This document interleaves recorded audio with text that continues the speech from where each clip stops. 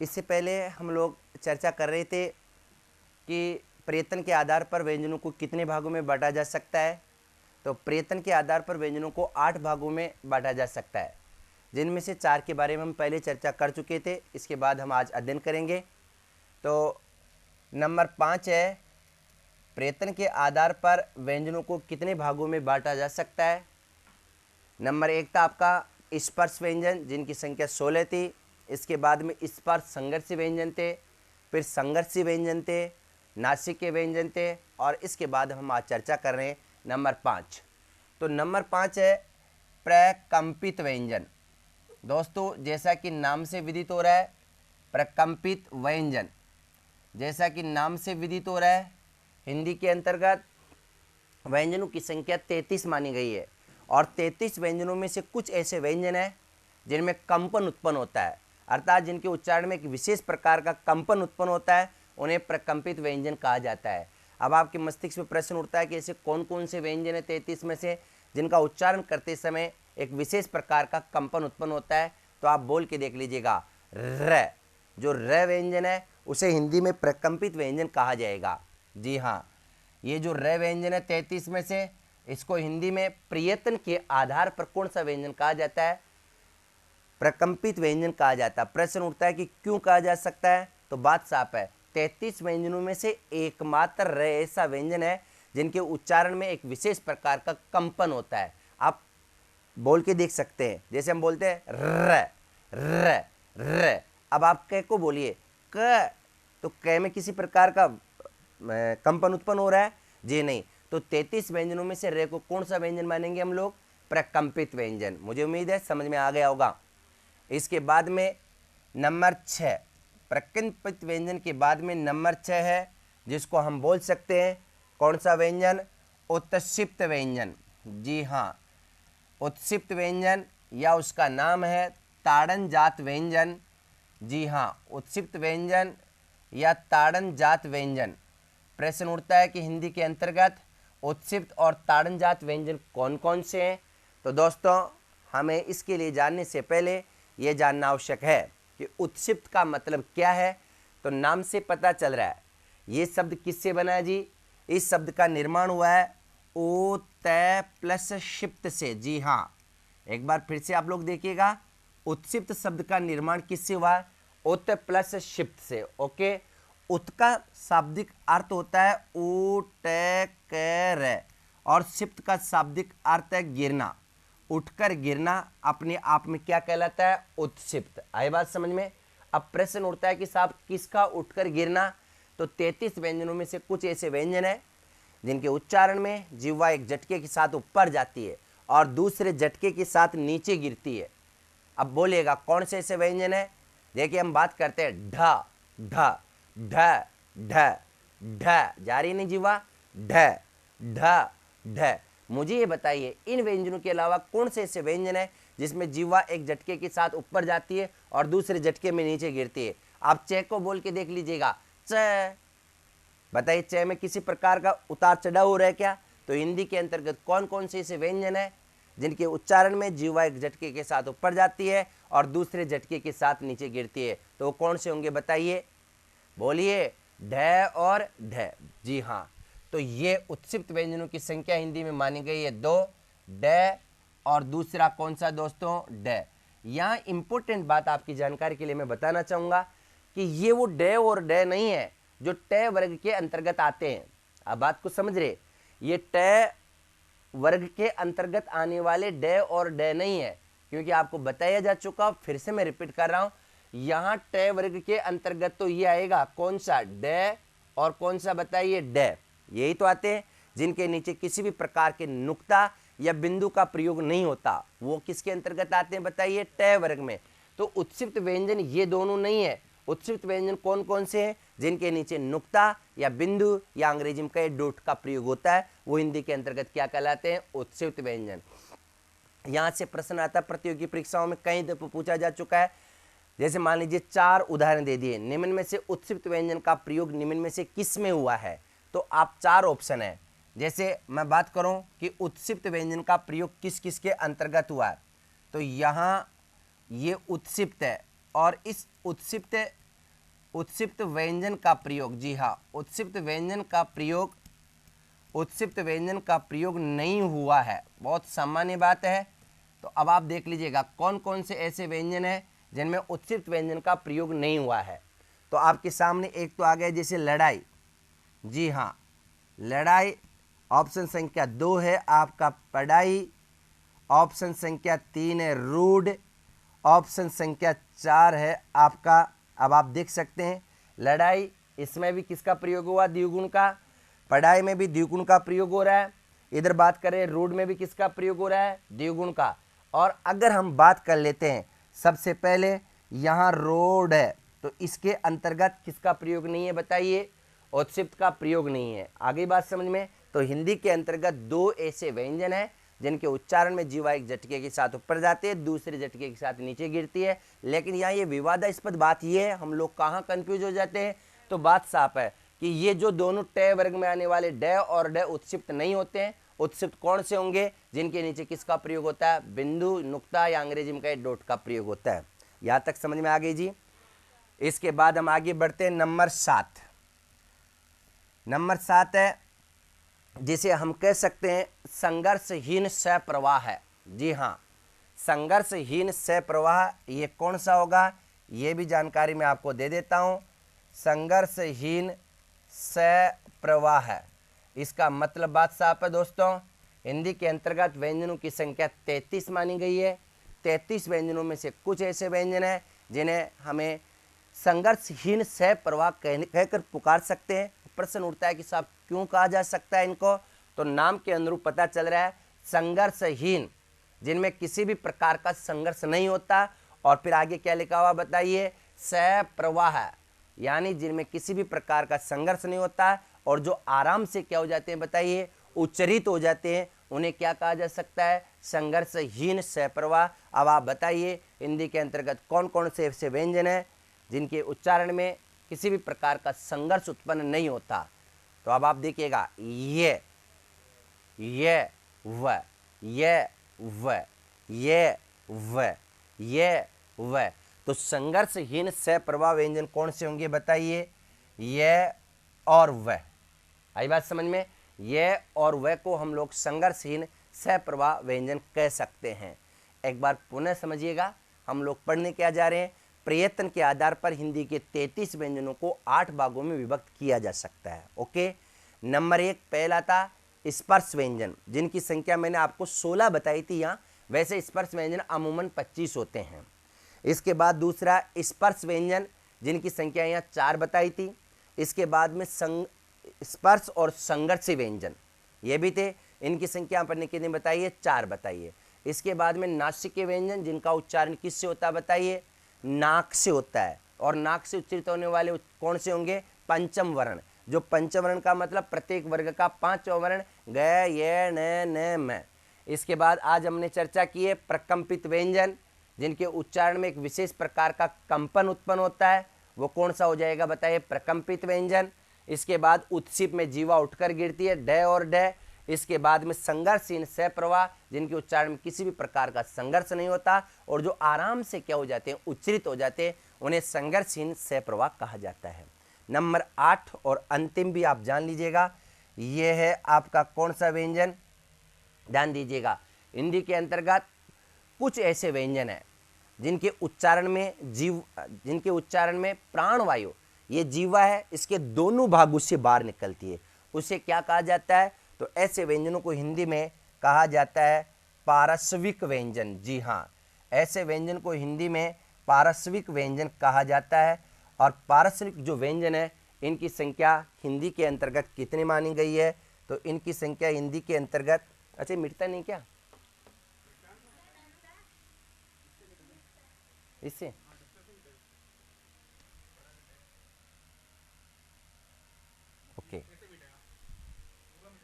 Okay, ये पार्श्विक व्यंजन, जी हाँ। और पार्श्विक नाम से पता चल रहा है पार्श्व प्लस इक से बना दोस्तों ये, और यहाँ इसका मतलब होता है पार्श्व प्लस इक से बना पार्श्विक। और पार्श्विक का मतलब है हिंदी के अंतर्गत कुछ ऐसे व्यंजन हैं जिनका उच्चारण जिह्वा के दोनों भागों से निकलने वाली प्राणवायु के आधार पर होता है। तो आप बताइए 33 व्यंजनों में से कौन से ऐसे व्यंजन हैं जिनके उच्चारण में प्राणवायु जिह्वा के दोनों भागों से बाहर निकलती है। अगर हम बात करें तय की, तो क्या तय में जिह्वा के दोनों भागों से प्राणवायु बाहर निकल रही है? क, च, ट, त, प किसी में नहीं निकल रही है ना। अगर हम बात करें ल, तो ये जिह्वा, प्राणवायु जिह्वा के कहां से निकल रही है? दोनों पार्श्व। पार्श्व का मतलब क्या होगा? भाग। तो यहां पार्श्विक व्यंजन कौन सा हो जाएगा बताइए आपका? ल। ल को हम लोग क्या कहेंगे? पार्श्विक व्यंजन। और पार्श्विक व्यंजनों की संख्या हिंदी में कितनी मानी गई है? एक। कितनी मानी गई है? एक। ये था दोस्तों प्रयत्न के आधार पर व्यंजनों का वर्गीकरण। और प्रयत्न के आधार पर व्यंजनों को कितने भागों में बांटा जा सकता है? 8 भागों में। किसी के मस्तिष्क में कोई भी प्रश्न उठ रहा तो स्वागत है। अब हम आगे बढ़ते हैं। देखिएगा, जैसा कि आपको बताया जा चुका है कि हिंदी वर्णमाला में वर्णों की संख्या कितनी मानी गई है? 52। हिंदी वर्णमाला में वर्णों की संख्या 52। तो अब जो हम पढ़ने जा रहे हैं वो ये 52 वर्णों का उच्चारण स्थान। ये जो मैं टॉपिक पढ़ाने जा रहा हूँ ये प्रतियोगी परीक्षाओं के लिहाज से बेहद इंपॉर्टेंट है। और आप भी जानते होंगे परीक्षाएं देते आए हैं और देंगे। सबसे ज़्यादा अगर प्रश्न पूछे जाते हैं वर्ण विचार में से, तो जो चैप्टर में आपको पढ़ाने जा रहा हूँ इसमें से पूछे जाएंगे। तो हम शुरुआत करते हैं। टॉपिक का नाम है उच्चारण स्थान। लिखिएगा, ये उच्चारण स्थान। उच्चारण स्थान किन का उच्चारण स्थान? तो हम बात कर रहे हैं 52 वर्णों का उच्चारण स्थान। 52 वर्णों का उच्चारण स्थान। जी हाँ, उच्चारण स्थान किन की बात कर रहे हैं? 52 वर्णों का उच्चारण स्थान। कभी कभार ये प्रश्न सीधा ही पूछ लिया जाता है कि आपसे प्रश्न पूछ लिया गया, मान लीजिए कि उच्चारण स्थान कितने होते हैं, और ये 2016 की फर्स्ट ग्रेड में पूछा भी जा चुका है, उच्चारण स्थानों की संख्या कितनी है? तो देखिएगा, संस्कृत में इनकी संख्या विद्वान अलग मानते हैं और हिंदी में उच्चारण स्थानों की संख्या हम लोग अलग मानेंगे। उच्चारण स्थान का मतलब सीधी सीधी बात है कि ये जो 52 वर्ण है ये कहाँ कहाँ से उच्चरित होते हैं, इनके उच्चारण का स्थान क्या है। तो देखिएगा, मैं मौखिक तौर पर बता देता हूँ, फिर लिखित में आपको लिखवाऊंगा मैं। तो देखिएगा, सबसे पहले कंठ है। ये 52 वर्णों में से कुछ ऐसे व्यंजन है जिनका उच्चारण कहाँ से होता है? कंठ से होता है। कुछ ऐसे व्यंजन है जिनका उच्चारण कंठ का ऊपरी भाग है तालु। कहाँ क्या है? तालु, इससे होता है। कुछ ऐसे व्यंजन है जिनका उच्चारण ये मुर्दा है, जिसको देसी भाषा में मसूड़े बोलते हैं। इसके बाद में कुछ ऐसे जिनका उच्चारण दांत से होता है, और कुछ ऐसे व्यंजन है जिनका उच्चारण कहाँ से होता है? होठ से होता है। तो उच्चारण स्थान कितने हो गए? 5। कौन कौन से? कंठ, तालु, मुर्दा, दंत और औष्ठ। ये 5 उच्चारण स्थान है। हम बात क्या करने जा रहे हैं कि हिंदी के अंतर्गत जो 52 वर्ण है इनके उच्चारण का स्थान क्या है, कौन सा वर्ण कहाँ से उच्चारित होगा। तो अब आप जानिएगा। सबसे पहले हम शुरुआत करते हैं। 52 वर्णों में दोस्तों आएंगे क्या बताइए? स्वर। सबसे पहले 52 वर्णों के अंतर्गत स्वर आते हैं। अब स्वरों के अंतर्गत कौन कौन से आएंगे? तो नाम से पता चल रहा है, ए, आ, ए, ओ, रे, ए, आए, आ और आओ। ये टोटल 11 तो क्या हो गए दोस्तों बताइए? स्वर। स्वर नहीं है, ये स्वर है। और स्वरों की संख्या कितने मानी गई है? 11। थोड़ा सा सही उच्चारण करो। अब मैं कह रहा हूँ स्वर, आप कह रहे हैं सुवर। नहीं, स्वरों की संख्या मानी गई कितनी? 11। ओके। अब बात, प्रश्न ये उठता है कि इनके उच्चारण स्थान क्या है, कहाँ कहाँ से बोलते हैं। तो अब आप देख लीजिएगा, हम बात कर रहे हैं ए और आ की। जहाँ से ए बोलिएगा वहीं से आ बोलता है। ए और आ कहाँ से बोलता है? मैंने बताया उच्चारण स्थानों की संख्या कितनी है? 5। तो आप पहले सबसे पहले होठ से बोल के देखिएगा। ए और आ होठ से बोल रहा है? नहीं बोल रहा है। होठों के नीचे दांत आते, क्या दांत से बोल रहे हैं? इसके बाद मसूड़े आते, मसूड़े से बोल रहा है। किसी के तालु से बोल रहा है, किसी के कंठ से बोल रहा है, तो बिल्कुल कंठ से बोलेगा। अब हम बात करते देखिएगा, ए आ, ए आ, ए आ, ए आ, तो ये कहाँ से बोल रहा है बताइए? कंठ से। ध्यान दीजिए, आप अल्पकालिक तौर पर तालु से भी बोल सकते हैं, आ, लेकिन आपकी तरफ ऐसे थोड़े बोलते आ। बोलने में तो क्या दिक्कत है, लेकिन ये अशुद्ध उच्चारण है। शुद्ध रूप से ए और आ कहां से बोलेगा जी? बोलिए, कंठ से। बिल्कुल, ए और आ का उच्चारण स्थान हो जाएगा दोस्तों आपका कंठ। ठीक है, इसके बाद हम आगे बढ़ते हैं। ए और आ के बाद में क्या आएगा बताइए? ई। अब कंठ का ऊपरी भाग क्या है? तालु। ई। कहां से बोल रहा है? तालु से। तो ये ई और ई का उच्चारण स्थान हो जाएगा दोस्तों तालु। अब प्रश्न उठता है, क्या ये कंठ से बोल सकता है? आप बोल सकते हैं। अरे भाई, ए और ई को कंठ से बोलिए, यहां से ए। बोलने में तो कोई दिक्कत नहीं है, लेकिन ये क्या गलत है। शुद्ध उच्चारण तो कहां से होना चाहिए बताइए? तालु से। ई। इसके बाद में हम बात करते हैं ओ ऊ।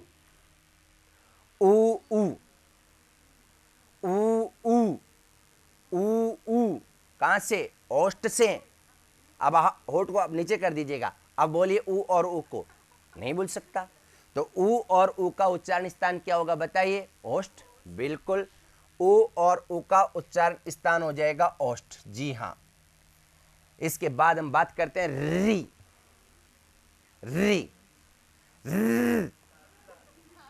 नहीं, ये कोई गाड़ी नहीं है, मैं आपको बता देता हूं। देखिएगा, होठों से बोले री को। बोल सकते हैं, लेकिन ये गलत है।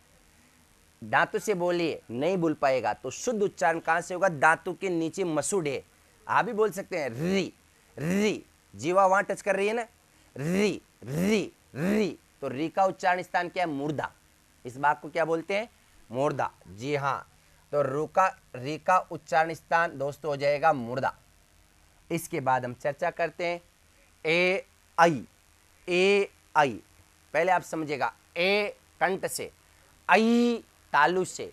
ए कंठ से, आई तालु से। तो ए और आई का उच्चारण स्थान क्या होगा दोस्तों बताइएगा? तो इसका उच्चारण स्थान हो जाएगा कंठ और क्या बताइए? तालु। अब आपके मस्तिष्क में प्रश्न ये उठता है कि साहब क्या दोनों अलग अलग नहीं पूछे जा सकते? तो दोनों अलग अलग पूछेंगे तो भी तकलीफ नहीं है।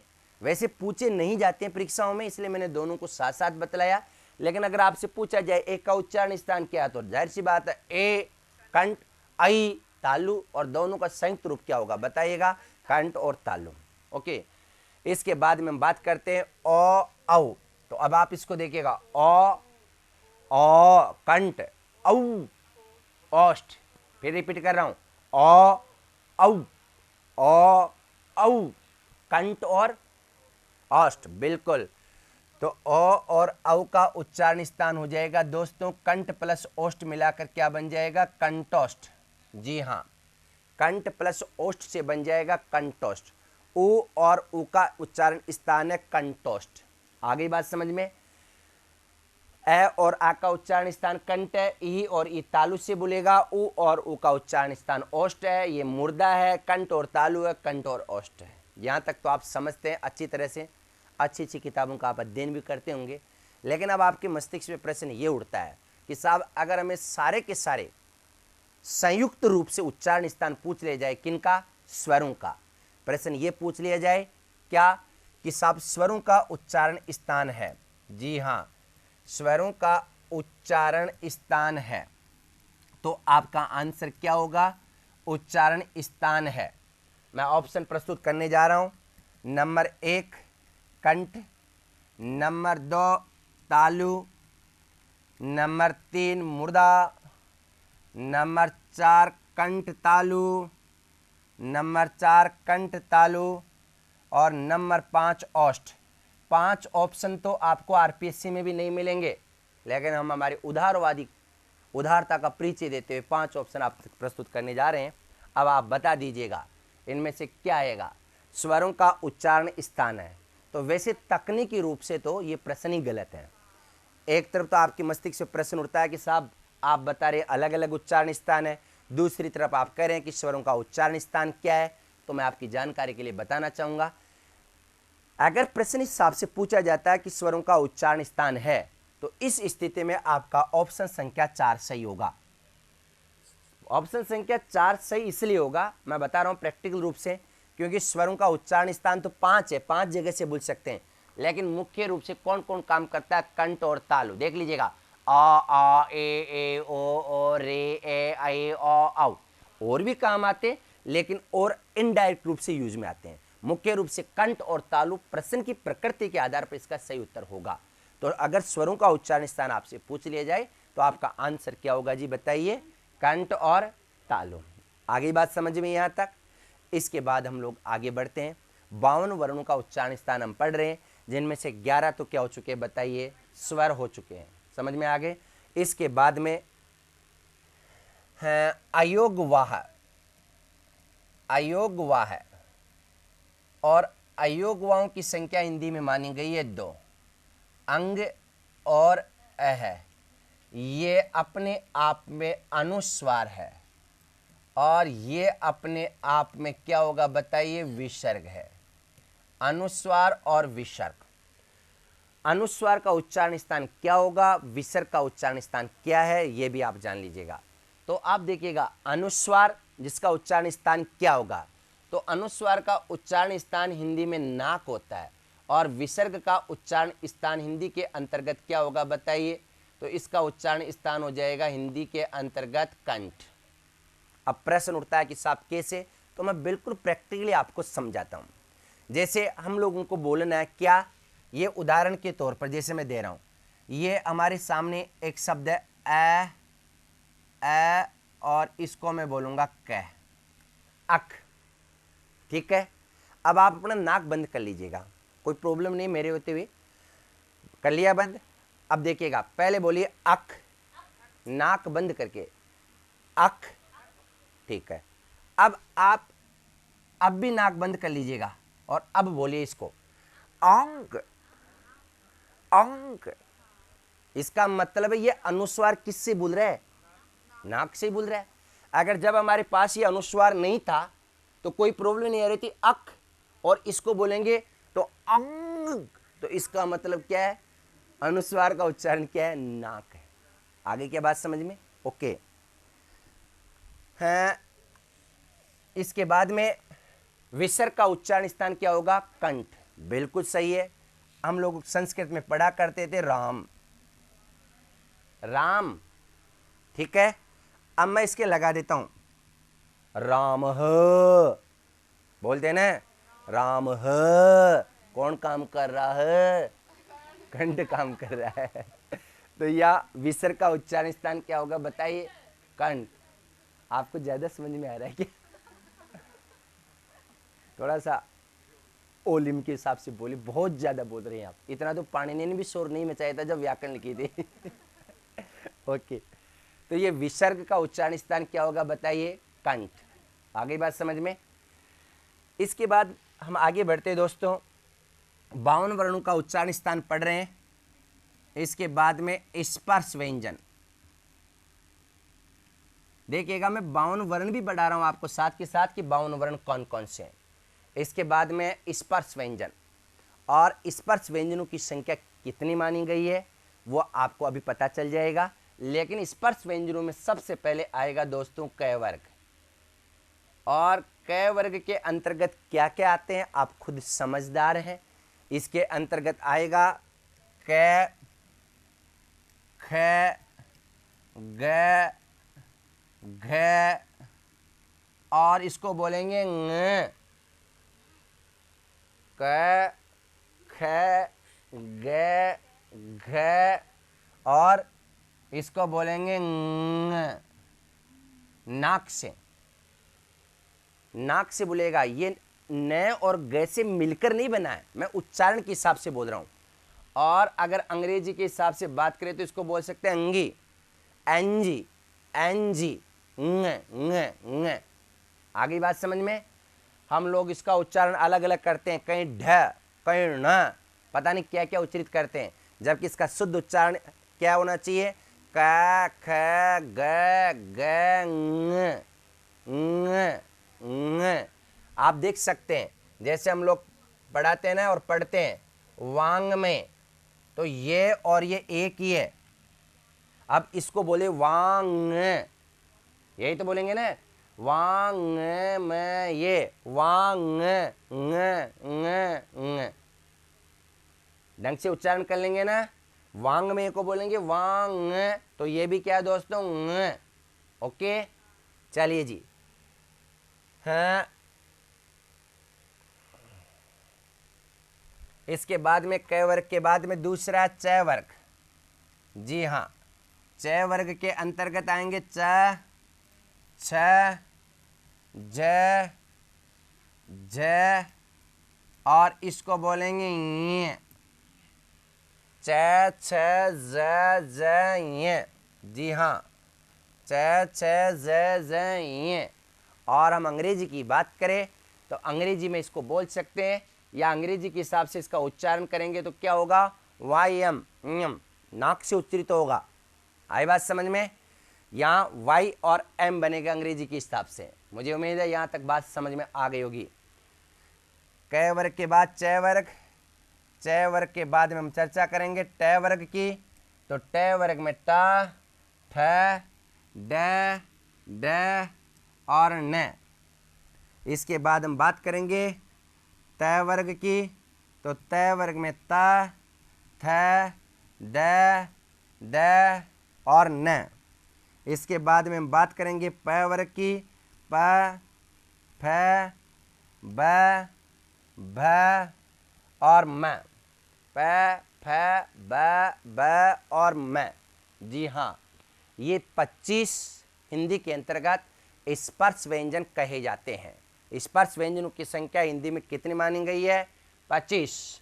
25 कौन सी बताइएगा, कैसे लेकर कहाँ तक बताइए, मैं तक के जो 25 है इन्हें हिंदी के अंतर्गत क्या कहा जाता है बताइए, स्पर्श व्यंजन कहा जाता है। तो स्पर्श व्यंजनों की संख्या कितनी हो गई है बताइए। बिल्कुल, स्पर्श व्यंजनों की संख्या हिंदी में 25 मानी गई है। प्रश्न उठता है, क्या सभी स्पर्श व्यंजनों का उच्चारण स्थान एक ही जगह से होता है बताइए। तो ऐसा तो नहीं है, सभी स्पर्श व्यंजनों का स्थान अलग अलग जगह से होगा। ये आपको बताया जा चुका और फिर से रिपीट करना चाहूँगा। ये देखिएगा, अगर हम सबसे पहले बात करें क वर्ग की, तो क वर्ग का उच्चारण स्थान क्या होगा बताइए, बताइए जी। क वर्ग का उच्चारण स्थान क्या होगा, तो इसका उच्चारण स्थान होगा का, ख, ग, घ, ङ। किससे, कंठ से। तो क वर्ग का उच्चारण स्थान तो हो जाएगा कंठ। आ गई बात समझ में। इसके बाद में हम चर्चा करते हैं क वर्ग के बाद च वर्ग। तो च वर्ग का उच्चारण स्थान क्या होगा, नाम से पता चल रहा है, कंठ का ऊपरी भाग क्या कहलाता है, तालु। और यहाँ से आराम से बोल सकते हैं च, छ, ज, य, च, छ, ज, य। तो इस भाग को कहते हैं तालु। जी हाँ, और इन सब का उच्चारण स्थान च वर्ग का किससे होता है बताइए, तालु से। इसके बाद में हम चर्चा करते हैं दोस्तों, ट वर्ग की बात कर रहे हैं। तो ट वर्ग में ट, ठ, ड, ड, न, यानी तालु का ऊपरी भाग, धातु से नीचे वाला भाग कौन सा हो जाएगा, बिल्कुल। तो इन सब का उच्चारण स्थान है मुर्दा। जी हाँ, ट, ठ, ड, ड, न, इन सब का उच्चारण स्थान क्या है, मुर्दा है। इसके बाद में त, थ, द, द, न, त, थ, द, द, न, इन सब का उच्चारण स्थान क्या होगा बताइए। तो इन सब का उच्चारण स्थान दांत होगा। त, थ, द, द, न, सब का उच्चारण स्थान हो जाएगा दोस्तों दंत। इसके बाद हम चर्चा करते हैं प वर्ग का उच्चारण स्थान। तो प, फ, ब और म, इसका मतलब इनका उच्चारण स्थान क्या होगा जी, ओष्ठ। इन सब का उच्चारण स्थान हो जाएगा दोस्तों ओष्ठ। यहाँ तक बात समझ में आ गई। और अब मैंने लिखित रूप में भी आपके सामने प्रस्तुत कर दिया है कि उच्चारण स्थानों की संख्या हिंदी में कितनी मानी गई है। तो उच्चारण स्थान 5 है, कंठ है, तालु है, मुर्दा है, दंत है और ओष्ठ है। तो उच्चारण स्थानों की संख्या कितनी हो जाएगी, 5 हो जाएगी। अब आपके मस्तिष्क में प्रश्न ये उठता है कि साहब इनके उच्चारण स्थान का क्रम यही क्यों है, यानी बात साफ है, सबसे ऊपर कंठ क्यों आया, फिर तालु क्यों है, फिर मूर्धाई क्यों है, दंत क्यों है, ओष्ठी क्यों है। सबसे पहले ओष्ठ आ जाता, फिर दंत आ जाता, फिर तालु आ जाता, यानी इनका क्रम यही क्यों है। इस क्रम के अलावा इसका दूसरा क्रम क्यों नहीं हो सकता। तो बात साफ है, मनुष्य एक सामाजिक प्राणी है, आप भी इस बात को समझते होंगे, और वह अपने विचारों का आदान प्रदान करने के लिए, सबसे पहले विचारों का आदान प्रदान करने के लिए जिस भाषा और बोली का इस्तेमाल करता है, उस भाषा और बोली को बोलने के लिए सबसे पहले किसका इस्तेमाल करता है, कंठ। यहीं से तो निकलेगी। कंठ के बाद क्या आता है, तालु, तालु के बाद मुर्दा, मुर्दा के बाद दंत, दंत के बाद ओष्ठ आता है। इसलिए इनका क्रम यही रहेगा, नीचे नीचे क्या आएगा, कंठ, तालु, मुर्दा, दंत और ओष्ठ रहेगा। प्रतियोगी परीक्षाओं में प्रश्न कैसे पूछे जाते हैं समझिएगा। हाँ, 2011 के थानादार में पीएसआई में प्रश्न पूछा गया था, यदि मनुष्य का एक होंठ काट दिया जाए, मुस्कुराने की आवश्यकता नहीं, काल्पनिक है, यदि मनुष्य का एक होंठ काट दिया जाए तो निम्न में से वह किस वर्ग का उच्चारण नहीं कर पाएगा। प्रश्न को एक बार पुनः समझ लीजिएगा, आप गलत ही जवाब देंगे मुझे उम्मीद है, फिर भी आंशिक रूप से मैं सही जवाब की भी उम्मीद कर सकता हूं। यदि मनुष्य का एक होंठ काट दिया जाए तो पांचों वर्गों में से वो निम्न में से किस वर्ग का उच्चारण नहीं कर पाएगा। अब आप करें कि प वर्ग का नहीं कर पाएगा, और बात भी सही है, प वर्ग का उच्चारण नहीं कर पाएगा, यही तो बोल रहे हैं आप। तो मैं इस होंठ को काट के देख लेता हूं, समझ में आ गया, और फिर उच्चारण करके देखते हैं। तो अब इसको काट रहा हूं मैं, क बोल रहा है ना, ख, छ, छ, ट, ठ, प, फ, ब, म, तो मेरे तो सारे ही हो रहे हैं। ये प्रश्न ही गलत है। हाँ, प्रश्न गलत है बिल्कुल। यदि मनुष्य का नीचे वाला होंठ रगड़ के काट दिया जाए, इसमें भी एक इंपॉर्टेंट रगड़ना, अगर थोड़ा बहुत रह गया तो टच करने लग जाएगा। तो यदि मनुष्य का नीचे वाला होंठ रगड़ के काट दिया जाए तो किस वर्ग का उच्चारण नहीं कर पाएगा, प वर्ग का। अब आप देख लीजिएगा, क, ख, छ, छ, ट, ठ, बोल रहे हैं क्या, तो प वर्ग का उच्चारण नहीं कर पाएगा। मुझे उम्मीद है समझ में आ गया होगा। क्या समझ में आया बताइए। यदि मनुष्य का एक होंठ काट दिया जाए और एक होंठ में नीचे वाला होंठ रगड़ के काट दिया जाए तो निम्न में से वो प वर्ग का उच्चारण नहीं कर पाएगा। ओके। अब आरपीएससी कैसे प्रश्न पूछ सकती है, मनुष्य के दांत तोड़ दिए जाए तो किसका उच्चारण नहीं कर पाएगा, बताइए। तय वर्ग का उच्चारण नहीं कर पाएगा। आगे बात समझ में। ये कई ऐसी चीजें, इस प्रकार के प्रश्न प्रतियोगी परीक्षाओं में आराम से पूछे जाते रहे और पूछे जाने की प्रबल संभावना है। अलग अलग उच्चारण स्थान समझ में आ गए। इसके बाद में हम आगे बढ़ते हैं दोस्तों। अब आएंगे आपके कौन से व्यंजन बताइए, अंतस्थ व्यंजन। और अंतस्थ व्यंजनों की संख्या कितनी मानी गई है, तो हिंदी में अंतस्थ व्यंजनों की संख्या 4 है। अंतस्थ व्यंजन होते क्या है, जिन व्यंजनों का उच्चारण में प्राणवायु बहुत कम मात्रा में प्राणवायु बाहर निकलती है वो अंतस्थ व्यंजन होंगे। अब कौन कौन से ऐसे व्यंजन हैं जिनके उच्चारण में बहुत कम मात्रा में प्राणवायु बाहर निकलती है, तो ये हो जाएंगे य, र, ल और व।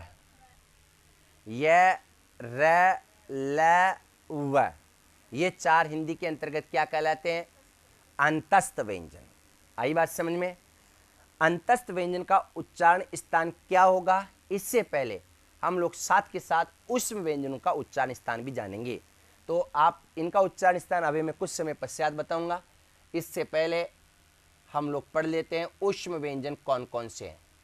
तो ऊष्म का मतलब होता गर्मी। जिन व्यंजनों को बोलने से गर्मी पैदा होती है उन्हें ऊष्म व्यंजन कहा जाता है। और हिंदी में ये 4 है जिनको बोलने से गर्मी पैदा होती है। कौन कौन से हैं, श, बताइए, स और कौन सा है। ये 4 हिंदी के अंतर्गत कौन से व्यंजन कहलाते हैं, ऊष्म व्यंजन कहलाते हैं। और ये जो 4 है ये अपने आप में हिंदी में कौन से व्यंजन कहलाते हैं, अंतस्थ व्यंजन कहलाते हैं। यहाँ तक बात समझ में आ गई। दोनों को मैं साथ साथ क्यों पढ़ा रहा हूँ, इसके पीछे सबसे बड़ा कारण ये है जो आप समझ गए होंगे, नहीं तो आप समझ जाएंगे। जहाँ से ये बोलता वहीं से श बोलेगा। जहां से ये बोलता है वहीं से श बोलेगा। अब आप देख लीजिएगा, ये बोलता है वहीं से श बोलता है, जहां से र बोलता है वहीं से स बोलेगा। इसका मतलब ये कहां से बोलता है, तालु से, तो श का उच्चारण स्थान भी क्या होगा, तालु। य श, य श, य श, देखिएगा, य श, य श, य श, कहां से इसका उच्चारण स्थान बताइए, तालु से। जहां से ट बोलेगा, जहां से माफी चाहूंगा र बोलेगा वहीं से स बोलेगा। र बोलिए, र, र स, र स, र स, र स, मुर्दा, बिल्कुल। जहां से र बोलेगा वहीं से स बोलेगा, दोनों का एक ही उच्चारण स्थान है, मुर्दा। र स, र स, र स। जहां से ल बोलेगा वहीं से स बोलेगा, ल, ल स, ल स, ल स, ल स, दंत, बिल्कुल। जहां से ल बोल रहा है वहीं से स बोलेगा, तो दोनों का उच्चारण स्थान क्या होगा बताइए, दंत। आगे बात समझ में।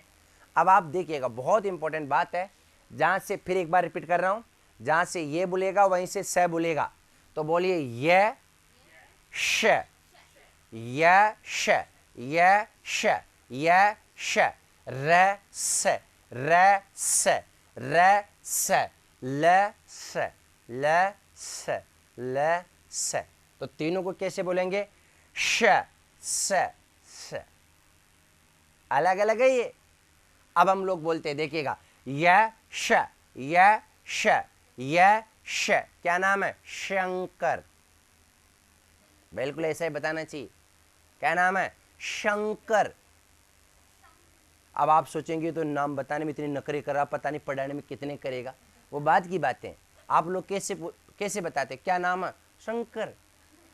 अरे ये शंकर तो क्या हो गए बताओ, नस्ल हो गए भाई। हाँ, क्या नाम है, शंकर, तो ये तो नस्ल है, जबकि शुद्ध क्या होना चाहिए बताइए, शंकर, शंकर। आई बात समझ में। उच्चारण स्थान तालु से होगा, जहां से र बोलेगा वहीं से स बोलेगा, र स, सड़ानन, सड़ानन, सड़ानन, सड़ानन। जहां से ल बोलेगा वहीं से स बोलेगा, सीता, सीता, सड़क, नमस्ते, सीमा, संयोग, सक्षम। मुस्कुरा क्यों रहे, इनको दांत से बंद करके बोलना होगा। घर जाके बोले, मम्मी मम्मी नमस्ते, सड़क खराब थी, सीमा मिल गई, सीता से दोस्ती हो गई। मम्मी सोच रहे मेरी बेटी जब से ट्यूशन जाने लगी है, जब से कोचिंग जाने लगी, जब से स्कूल जाने लगी है, जब से विद्यालय जाने लगी, जब से महाविद्यालय जाने लगी है, तो ये तो दांत ही नहीं खोलती है। तो कहीं भैरव जी बालाजी के छड़ावा चढ़ाए ना, उससे पहले शुद्ध उच्चारण करके दिखा दो और उनको स्पष्ट रूप से बता दीजिएगा कि इसका उच्चारण स्थान यही है, और फिर बताइएगा मेरा नाम सीता है। ल और से का उच्चारण स्थान क्या होगा बताइए, दंत, ठीक है। इसके बाद ये अलग है जी, कौन सा, वह का उच्चारण स्थान क्या होगा, तो वह का उच्चारण स्थान क्या होगा, दंत और ओष्ठ, ओष्ठ नहीं साहब, वह का उच्चारण स्थान है दंत प्लस ओष्ठ से बनेगा, दंतोष्ठ, बिल्कुल। वह का उच्चारण स्थान दंत और ओष्ठ है, व, दांत भी काम करेगा, ओष्ठ भी काम करेगा, व, दंत प्लस ओष्ठ।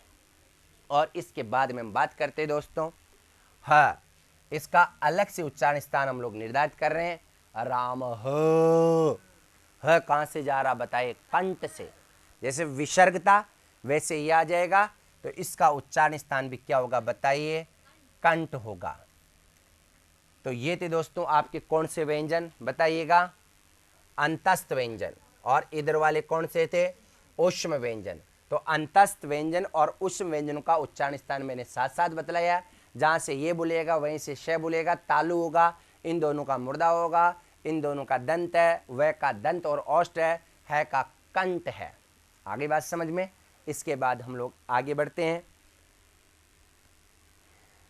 संयुक्त व्यंजन। हम पढ़ रहे हैं 52 वर्णों का उच्चारण स्थान। अब आएंगे आपके संयुक्त व्यंजन। नाम से पता चल रहा है संयुक्त व्यंजन कौन कौन से होते हैं, तो आप लोग जान लीजिएगा। संयुक्त व्यंजनों की संख्या मानी गई है कितनी, 4, स, त्र, ज्ञ और श्र। स, त्र, ज्ञ और श्र, इनकी संख्या 4 मानी गई है। स, त्र, ज्ञ और श्र, जी हाँ, ये आप देखिएगा। अब यहाँ इसका निर्माण कैसे हो रहा है तो ये भी आप जान लीजिएगा। याद करने का तरीका, ये क है, हलंत है, इसमें त भी हलंत है, इसमें ज भी हलंत है और इसमें श भी हलंत है। यानी प्रारंभिक सभी क्या होंगे, आदि। याद करना होगा इसको इस रूप में, नहीं तो भूल जाएंगे हम लोग। क, त, ज और स सब आदि हैं। फिर क और इसके बाद में ये स, क और श से क्या बना, श। त और र से क्या बना, त्र। ज और ये से क्या बना, गे। श और र से क्या बना बताइए, श्र। श और र से बना श्र। इनका उच्चारण स्थान क्या होगा, ये आप लोग सोचिएगा, विचार करिए। नहीं समझ में आता तो मैं बताऊंगा। बताइए क्या होना चाहिए उच्चारण स्थान। हाँ जी, तो अब आप देखिएगा, क का उच्चारण स्थान अलग था, स का उच्चारण स्थान अलग है, फिर र त का अलग है, र का अलग है, ज और ये का भी अलग अलग था, श और र सब का अलग अलग है। तो अब आप ये देखिएगा, जैसे मैं मुझे बोलना है क का उच्चारण स्थान कंठ था, स का उच्चारण स्थान मूर्धा है, ये कंठ है, फिर बीच में तालु है और उसके बाद में क्या है, मूर्धा। तो एक साथ बोलेंगे तो कैसे बोलेंगे, नीचे कंठ रह गया, यहां आके क्या मूर्धा है, तो दोनों को एक साथ कैसे बोलेंगे, कश। ऐसे थोड़े बोल सकते भाई, कश। इसका मतलब बात साफ है। नीचे लाल पेन से लिख लीजिएगा, संयुक्त व्यंजनों का उच्चारण स्थान निर्धारित नहीं किया जा सकता, यह संभव नहीं है। लिख लीजिएगा, ये जितने भी संयुक्त व्यंजन है, तो संयुक्त व्यंजनों का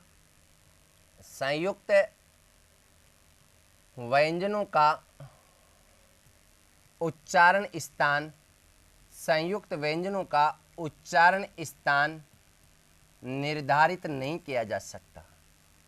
संयुक्त व्यंजनों का उच्चारण स्थान निर्धारित नहीं किया जा सकता। जितने भी संयुक्त व्यंजन है दोस्तों, उनका उच्चारण स्थान निर्धारित नहीं किया जाता, नहीं किया जा सकता। जी हाँ, जितने भी संयुक्त व्यंजन है उनका उच्चारण स्थान निर्धारित नहीं किया जा सकता। बिल्कुल ये बात फैक्ट है, उच्चारण स्थान निर्धारित नहीं किया जा सकता।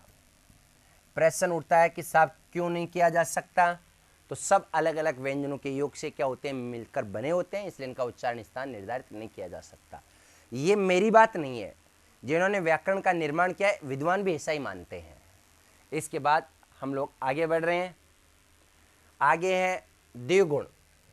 जी हाँ, मैं 52 वर्णों का उच्चारण स्थान आपको पढ़ाने जा रहा हूँ, और 52 वर्ण कौन कौन से ये भी आप इनके माध्यम से समझ गए होंगे।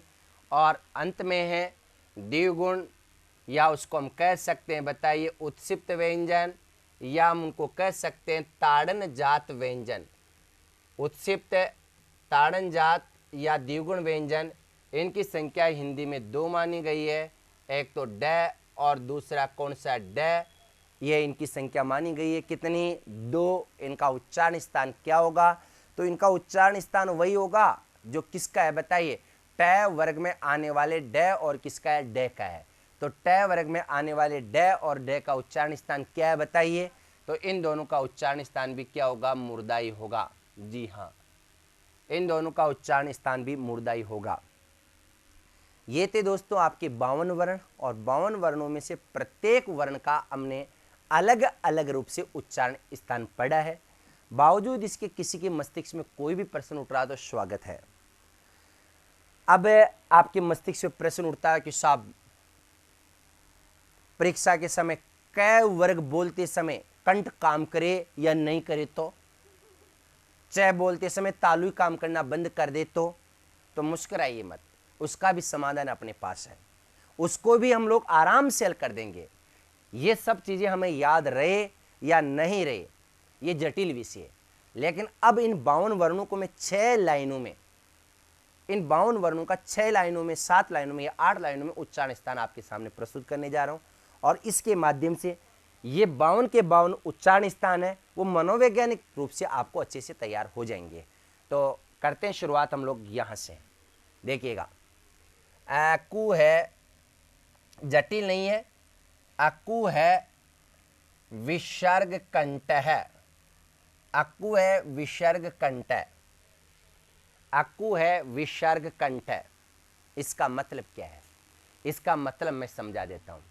ये नंबर 1 सूत्र है और जो 52 वर्ण है उच्चारण स्थान था उनको मैं याद करवा रहा हूं। अब यहां ऐसे मतलब आप ले लीजिएगा, ए बराबर हो जाएगा ए और आ, ठीक है, ऐसे तात्पर्य ए और आ, ठीक है। इसके बाद में कु, और कु से मतलब पूरा का पूरा क वर्ग, क वर्ग समझ रहे, का ख ग ग ng, ठीक है। इसके बाद क्या आया? है से मतलब सिर्फ और सिर्फ क्या होगा?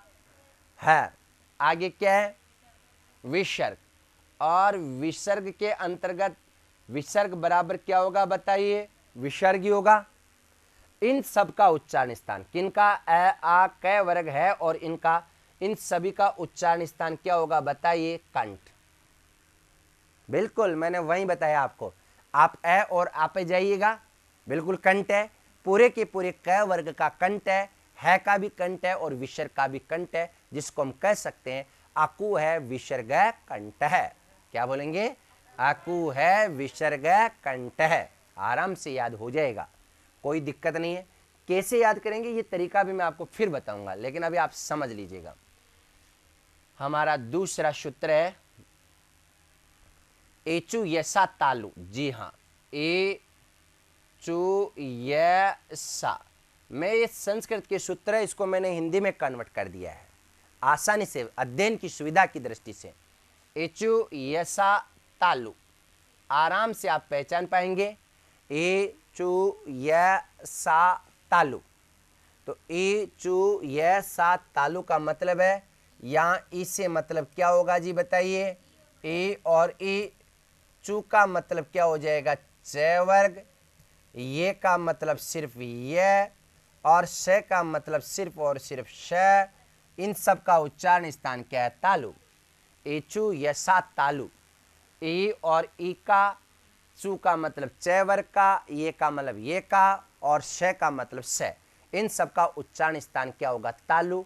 आप देख सकते हैं उधर भी हम लोग यही पढ़ रहे थे, ए और ई तालु है, च वर्ग पूरा तालु है, ये भी तालु है, और श का उच्चारण स्थान भी तालु है।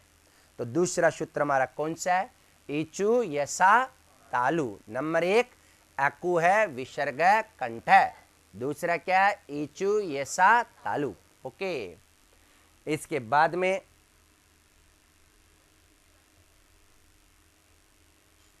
नंबर 3 तुलसा दंत। तुलसा दंत, तुलसा दंत, तुलसा दंत का मतलब क्या है? तो तुलसा दंत का मतलब है, तू से मतलब तो हो जाएगा बताइए? पूरा का पूरा तय वर्ग, ल बराबर क्या हो जाएगा? ल, और स बराबर क्या होगा? स। इन सब का उच्चारण स्थान क्या है? दंत। देख लीजिएगा, तुलसा दंत, तू का मतलब तय वर्ग, ल का मतलब ल, और स का मतलब स। इन सब का उच्चारण स्थान क्या होगा? दंत। तुलसा दंत, तय वर्ग, ल और स, सब का उच्चारण स्थान क्या हो जाएगा? दंत। आगे जी बात समझ में। इसके बाद में हम बात करते हैं री, री टू र सा मुर्दा, ऋतु रसा मुर्दा, ऋतु रसा मुर्दा। इसका मतलब क्या है? इसका मतलब ये है, री का मतलब हो जाएगा सिर्फ री। अब प्रश्न उठता है कि री भी तो 2 होती है ना, लेकिन हमारी नहीं चलती, ये संस्कृत में चलती है बड़ी री और छोटी री, लेकिन हमारे हिंदी में एक ही री चलती है जो ये है। इसका और टू का मतलब क्या होगा बताइए? टू का मतलब हो जाएगा पूरा का पूरा ट वर्ग। इसके बाद में र बराबर सिर्फ र होगा और स से मतलब सिर्फ स व्यंजन से हैं। इन सब का उच्चारण स्थान क्या है? मुर्दा। रेटू रसा मुर्दा। जी हाँ, इन सब का उच्चारण स्थान क्या हो जाएगा? मुर्दा। हमने पढ़ा भी था ठ ठ ढ ढ मुर्दा। और इसके बाद में रेटू रसा मुर्दा। री का मतलब री, ट का मतलब ट वर्ग, र का मतलब र और स का मतलब क्या होगा? स। आगे बात समझ में। नंबर 1 सूत्रता अक्वय विसर्ग कंठ। नंबर 2 इचु ऐसा तालु। नंबर 3 तुलसा दंत। नंबर 4 है रेटो रसा मुर्दा। ओके, इसके बाद में ओपू ओस्ट। जी हाँ, ओपू ओस्ट। ऊ का मतलब है ऊ और ऊ। ओपू ओस्ट बिल्कुल इजी तरीके से हम लोग याद कर सकते हैं। ओपू ओस्ट। यहाँ ऊ से मतलब क्या होगा? ऊ और ऊ से मतलब, यहाँ ऊ से मतलब ऊ और ऊ से है। इसके बाद पू, पू से मतलब क्या है बताइए? प वर्ग से। और इन सब का उच्चारण स्थान क्या है बताइए? ओस्ट। ओ और ऊ का और पू का मतलब हो गया प वर्ग। इन सब का उच्चारण स्थान क्या हो जाएगा दोस्तों? ओस्ट। और हमने बताया भी था प फ ब ब म। इसके बाद में हम बात करते हैं वकारस्य दंतो ओष्ठ। ये संस्कृत के कुछ सूत्र है, उनका शुद्धिकरण कर लिया गया है। वकारस्य दंतो ओष्ठ। यहाँ सिर्फ काम की चीज एक ही है, कौन सा बताइए? वह। वकारस्य दंतो ओष्ठ, इसमें काम की चीज वह है। और इनका उच्चारण स्थान क्या होगा बताइए?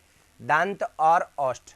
जी हाँ, वकारस्य दंतो ओष्ठ व। हम कई बार उच्चारण करते हैं व। तो व का उच्चारण स्थान क्या होगा बताइए? कंठ और क्या होगा बताइए? ओष्ठ। इसके बाद में ए दे तो, ए दे तो कंठ तालु। ए दे तो कंठ तालु, इसका भी मतलब आप समझ लीजिएगा। यहाँ बात साफ है दोस्तों। यहाँ क्या होगा? यहाँ ए से सिर्फ हमें मतलब है ऐसे, और ए का मतलब हुआ ए और आई। इन दोनों का उच्चारण स्थान क्या है बताइए? कंठ और तालु। किन किन का? ए और आई, जिसको हम बोलेंगे ए दे तो कंठ तालु। ए दे तो कंठ तालु का मतलब है ए और आई। तो ए और आई का उच्चारण स्थान क्या होगा बताइए? कंठ और तालु। यह तक समझ में आ गई जी।